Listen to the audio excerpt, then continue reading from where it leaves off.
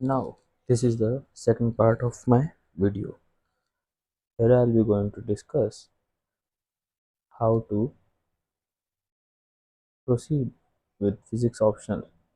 Now, in the last part of this video, we have already covered why to choose physics as an optional subject. इसमें मैं अभी ये बात करने वाला हूँ कि हमको फिज़िक्स लेने के बाद आगे कैसे बढ़ना है, क्योंकि आपको पता है कि YouTube इसी चैनल पे आपको आगे के सारे वीडियोस मिलेंगे फिज़िक्स ऑप्शनल के। सो उसी से रिलेटेड है यहाँ पे। ये एक जनरल स्ट्रेटजी वीडियो थी, तो इसमें मैं पहले बात कर चुका हूँ कि हमको फिज़िक्स क्यों लेनी चाहिए। इस सब के लिए बात करिए, आप डिस्क्रिप्शन में देख सकते हैं part first of this video. And now it's about how to proceed. तो सबसे पहली चीज़, अगर यूपीएससी है, कोई भी स्टेज हो इस एग्ज़ाम का, चाहे प्रीलिम्स मेंस या कोई भी सब्जेक्ट हो, first and foremost thing UPSC हमको क्या देती है। किसी भी चीज़ में आगे बढ़ने से पहले, कोई भी चीज़ पढ़ने से पहले दो चीज़ें देती है यूपीएससी। फर्स्ट देती है यूपीएससी हमको सिलेबस, और ये बहुत ही क्लीशे है पर हर एक टॉपर यही बोलता है, और ये आज भी उतना ही काम करती है ये चीज़, तो इसलिए समझने वाली बात है। सिलेबस और PYQ are the most important part of UPSC. कोई भी पेपर हो, चाहे प्रीलिम्स हो या मेंस हो या फिर कोई भी सब्जेक्ट हो, चाहे ऑप्शनल ही क्यों ना हो, सिलेबस और पीवाईक्यूज हमारी गाइडिंग लाइट होती है। तो सबसे पहले हमको इन दोनों चीज़ों को मास्टर करना ज़रूरी है।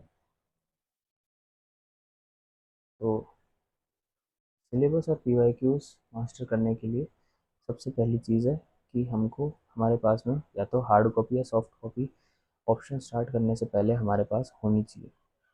अगर हमारे पास 8 सब्जेक्ट्स हैं, mechanics, optics, then we have electricity and magnetism,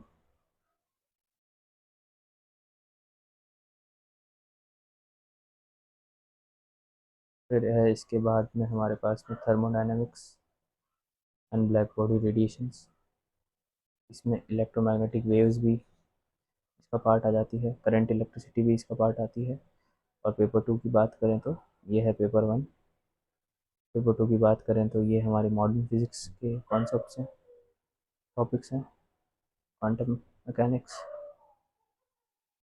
atomic and molecular physics, next is nuclear physics and particle physics जो आप कहते हैं, और लास्ट है हमारे पास में electronics and solid state devices. इसमें major part solid state devices का होता है, या सॉलिड स्टेट फिजिक्स भी कह सकते हैं हमको।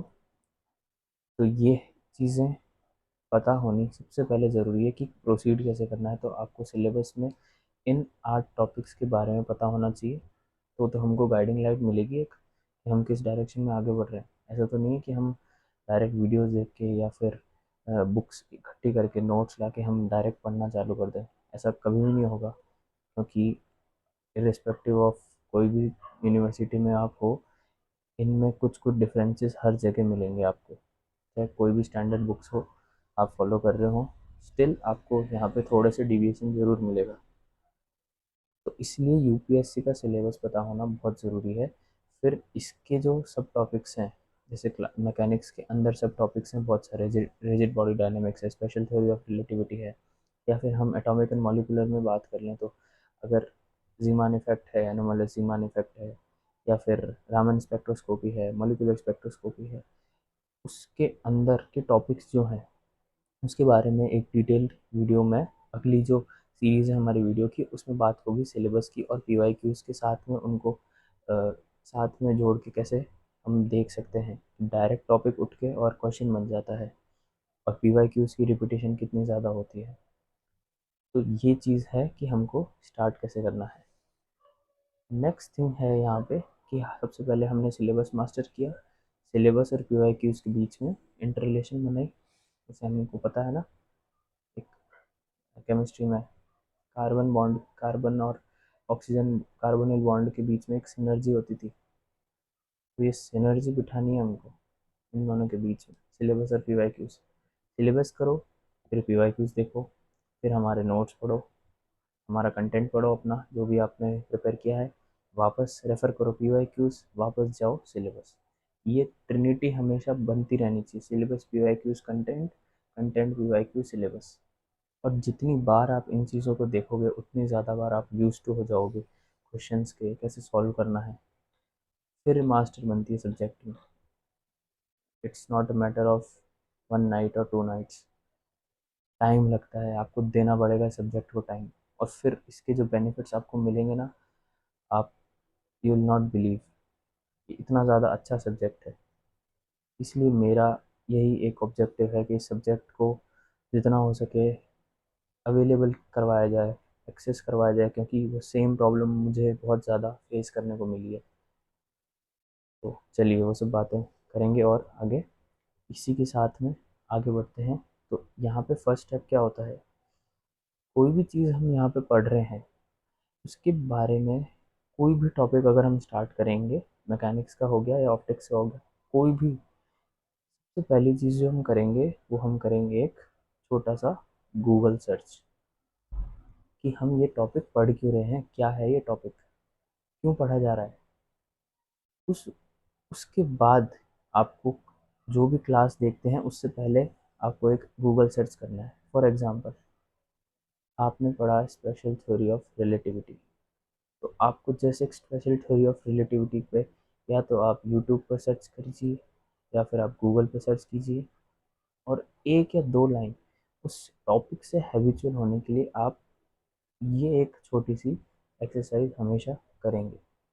इससे क्या होता है कि हमारा ब्रेन प्रोसेस होता है कि हाँ हम ये चीज़ पढ़ने वाले हैं या इस चीज़ के बारे में हम जानेंगे, तो एक नेचुरल ट्रिगर होता है जिसकी वजह से हम उस सब्जेक्ट के, उस टॉपिक के बारे में हम अट्रैक्ट होते हैं। आज मैं डायरेक्ट आपको डेरिवेशंस कराने लग जाऊंगा माइकलसन इंटरफेरोमीटर की, तो उससे बहुत माइंड कंफ्यूज होता है, कनेक्ट नहीं कर पाता। और जब हम कनेक्ट करना बंद कर देंगे खासकर इस सब्जेक्ट में, तब हम ऑलरेडी बाहर हो चुके होंगे इसकी प्रिपरेशन से, क्योंकि कनेक्ट करना बहुत ज़्यादा ज़रूरी है इस फिज़िक्स में। क्योंकि यहाँ पे सब चीज़ें इतनी एब्स्ट्रैक्ट दिखने लग जाएगी थोड़े टाइम बाद कि आपको नहीं समझ आएगा। अगर आपको क्वांटम मैकेनिक्स के अगर आप पीएससी में आप फाइनल ईयर में पढ़ रहे हैं या जिस भी ईयर में पढ़ रहे हैं, एमएससी में है, तो आपको पता है कि क्वांटम मैकेनिक्स की जो डेरिवेशन है वो इतने ज़्यादा एब्स्ट्रैक्ट होते हैं रियल लाइफ से कि आपको नहीं आइडिया होता, जब तक आपको पता नहीं चलेगा। अगर मैं क्वांटम पढ़ा रहा हूँ, फॉर एग्जाम्पल अगर क्वांटम हम पढ़ रहे हैं क्लास में, तो इसमें अगर आप वेव पार्टिकल डुअलिटी के बारे में अगर एक सर्च नहीं करेंगे, या आप अगर हाइसेनबर्ग के बारे में थोड़ा सा एक बैकग्राउंड सर्च करके नहीं आएंगे, तो आपको इतनी डिफ़िकल्टी होगी। आप सर्च कर लेंगे तो आपकी अंदर से एक ईगरनेस डेवलप होगी कि हाँ यार आज ये डेरिवेशन होने वाली है, अनसर्टेनिटी प्रिंसिपल के बारे में हम पढ़ने वाले हैं, तो हमको जानना है कि यार क्या बताया था हाइजेनबर्ग ने, आइंस्टाइन ने क्या बताया था, नील्स बोर ने क्या कहा था, मैक्स प्लैंक के क्या कॉन्ट्रीब्यूशन थे। ये सारी चीज़ें अगर आप हैबिचुअल होने लगेंगे ना धीरे धीरे, तो आप फिर इस सब्जेक्ट को जिएंगे साथ में। और एक बार आप अगर उस एक फ्रेम ऑफ माइंड में आ गए, तो इतना इजी होगा आपके लिए कि फिर वो डेरिवेशंस, फिर वहाँ से हार्डवर्क शुरू होता है कि हाँ फिर आपकी अंडरस्टैंडिंग आपकी खुद की कि हाँ ठीक है अब हार्डवर्क करना है, अब असली रगड़ा चालू करना है फिजिक्स में। लेकिन उससे पहले ये चीज़ आप ज़रूर कीजिए।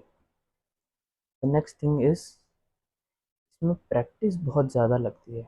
No matter how fluent you are in mathematics, या फिर आपको कितनी अच्छी तरीके से चीज़ें याद रहती हैं, लेकिन प्रैक्टिस, रिवीजन, प्रैक्टिस, जैसे गांधी जी का था ना, स्ट्रगल ट्रू स्ट्रगल, सेम वैसा ही है। प्रैक्टिस, रिवीजन, प्रैक्टिस, क्योंकि जितना आप प्रैक्टिस करेंगे, फिजिक्स में ऐसा है कि बाकी चीज़ों में अगर हम आंसर राइटिंग प्रैक्टिस करते हैं तो हम चीज़ों को करना सीखते हैं, हमें एक स्किल होती है, हम स्किल से, प्रैक्टिस से स्किल हम सीख पाते हैं कि आंसर राइटिंग की प्रैक्टिस करी तो हमको स्किल डेवलप हुई। फिजिक्स में थोड़ी सी अलग है, प्रैक्टिस करने से ही चीज़ें क्लियर होती है। ये एक बहुत ही इम्पोर्टेंट चीज़ है कि जो आपके कॉन्सेप्ट्स हैं वो क्लियर ही प्रैक्टिस से होंगे। हो सकता है कि ये चीज़ बाकी ह्यूमैनिटीज़ में ना हो, कि अगर आपको बता दिया जाए कि थ्योरी, किसी भी थिंकर की थ्योरी है अगर PSIR में, या फिर किसी सोशोलॉजी के किसी थिंकर का कुछ कोट है, तो वो आपने पढ़ा है और उसको आपको याद करके, उसको कंटेम्पलेट करके, उसको कंसोलिडेट करके फिर आपको लिखना है। लेकिन आप जिस टाइम पे समझेंगे, उस टाइम पे ही समझेंगे आप आंसर लिखने के दौरान या फिर आप प्रैक्टिस, कोई क्वेश्चन आंसर देने के दौरान आप नहीं समझने वाले उस कॉन्सेप्ट को।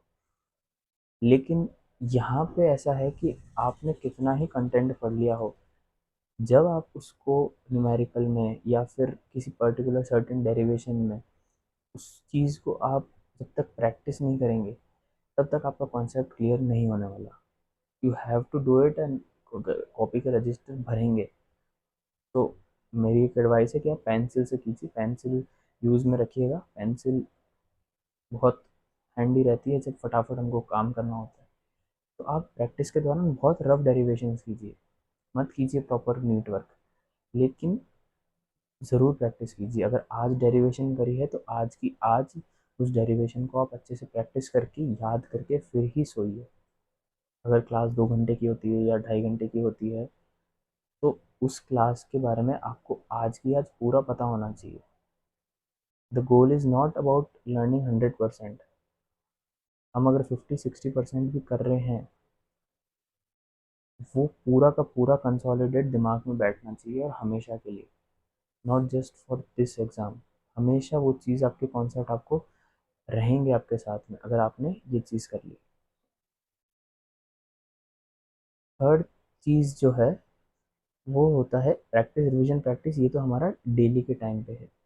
थर्ड चीज़ है कि आपको छोड़ना नहीं है, क्योंकि मैथ्स में भी यही प्रिंसिपल अप्लाई होता है कि आपको डेली प्रैक्टिस करनी है। ऐसा कहते हैं कि मैथ्स और फिजिक्स नींद की तरह होते हैं। आप एक दिन 10 घंटे सो के अगले दिन के लिए आप नहीं कर सकते। अगर आपने एक दिन 10 घंटे फिजिक्स पढ़ ली, इफ़ बाय एनी चांस, ऐसा बहुत रेयर पॉसिबल होता है, लेकिन अगर आपने 10 घंटे फिजिक्स पढ़ ली एक दिन में, तो उसका मतलब नहीं है कि आपके हफ्ते भर की गई। ठीक है, आप मॉडर्न हिस्ट्री में स्पेक्ट्रम पढ़ सकते हैं आप 10 घंटे, और आपको हो सकता है कि आपको कुछ याद रहेगा, कुछ याद रहेगा, यू कैन रिमेंबर, उसमें भी चांसेस नहीं है। बट फिजिक्स में या मैथमेटिक्स में या केमिस्ट्री, ऐसे जो टेक्निकल सब्जेक्ट्स हैं, उसमें ये पॉसिबल ही नहीं है। अगर आप 1 घंटे, आपको रोज़ की रोज़ वो, भले ही 1 घंटा 2 घंटा 3 घंटा, ये आपको रोज़ की रोज़ फिजिक्स के साथ देना ही पड़ेगा। अगर आप कोई भी टॉपिक पढ़ रहे हैं, फॉर एग्जांपल आज अभी मेरे पास में ये बुक है, सत्य प्रकाश। तो अगर आप कोई भी टॉपिक पढ़ रहे हैं, डजेंट मैटर अगर आपने पढ़ा है कि नहीं पढ़ा, रोज़ की रोज़, भले ही आपके पास कितना ही हार्ड दिन हो, एक बुक अपने पास में हमेशा लेके सोइए, और ऐसे ऐसे देखते रहिए। Just flip through the pages. You never know कि कौन सी चीज़ आपको कब ऐसे तुरंत स्ट्राइक करेगी और तुरंत आपको याद आ जाएगी कि हाँ, आज एक नई चीज़ पढ़ी। फिजिक्स में जितना आप अपना इंटरेस्ट दिखाएंगे, उतनी ज़्यादा आपको फिजिक्स ही आपको पे बैक करेगा। तो ये चीज़ आप ज़रूर ध्यान रखिए कि कंसिस्टेंट होना बहुत ज़्यादा ज़रूरी है इसमें। नो मैटर आपने क्लास देख ली, ठीक है, मत पढ़िए आप, लेकिन जस्ट अपने साथ में फिजिक्स का मटेरियल कुछ ना कुछ ज़रूर रखिए, कि हाँ, मेरे पास ये बुक पड़ी है और इसके मैं पेजेस फ्लिप कर रहा हूँ, या अपने नोट्स में से रोज़ थोड़ा थोड़ा ऐसे देख रहा हूँ। ठीक है, जब आप पढ़ेंगे you will put in that hard hours, वो आप करेंगे, रगड़ा रगड़ा लगाने वाले हैं। लेकिन किसी दिन आपका दिन नहीं जाता आपके हिसाब से, उस दिन भी एटलीस्ट ट्राई कीजिए, 20 minutes, 30 minutes, even 60 minutes, you flip the pages, be habitual about the subject. अपना लेके समझिए सब्जेक्ट को, बिल्कुल भी अलग थलग होके या इसको चैलेंज बना के मत पढ़िएगा। ट्रस्ट मी, अगर ये बात आप मानेंगे, physics will be your best friend for the next 1.5 or 2 years और सो। बहुत अच्छा दोस्त बनेगा फिजिक्स आपका। बस इसकी इसकी दोस्त अच्छे बने आप। तो ये 3 चीज़ें हैं। मेन चीज़ अभी यहीं तक रखते हैं। वापस हमने क्या बात करी कि स्टार्ट कैसे करेंगे। हम सबसे पहले यूपीएससी का सिलेबस देखेंगे और पीवाईक्यूज देखेंगे।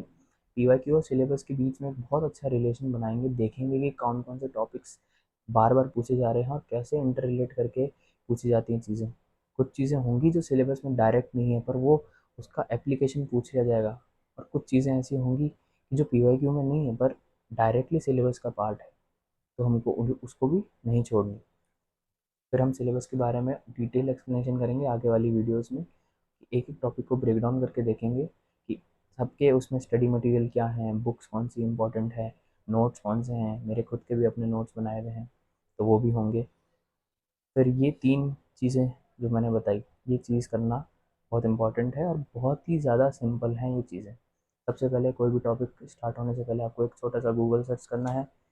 यूट्यूब पे जाइए, गूगल जाइए, no matter what platform you use, एक सर्च कीजिए ज़रूर, उसके बारे में पढ़िए। कोई और दूसरी किताब है वो पढ़ लीजिए। कोई आपने बुक मूवी देख रखी है, फॉर एग्जांपल ओपेनहाइमर देख रखी है आपने, इंटरस्टेलर देख रखी है, या कोई भी, नो मैटर, कोई भी बुक है या कोई भी मूवी है, उसको देखिए, लेकिन सब्जेक्ट के साथ हैबिचुअल होइए।